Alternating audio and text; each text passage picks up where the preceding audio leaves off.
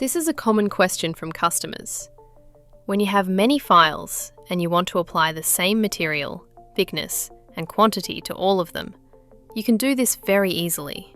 When you open the part list, you will see every part displayed, and the material fields may be empty.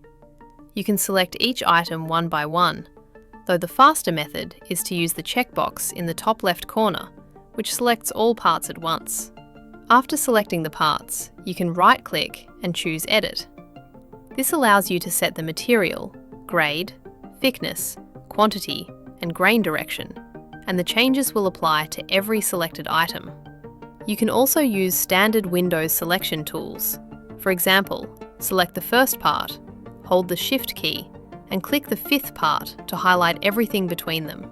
Tick the checkbox to confirm the selection, and right-click to add the required material. You can also hold the Control key to select non-consecutive items, such as the 6th and 8th parts, then edit them together. The filters are very useful as well. You can choose to display only unassigned parts, select them, and apply the correct material. You can sort the list by the order they were loaded, or by groups, which makes it easier to view aluminium, Hardox, mild steel, and other groups.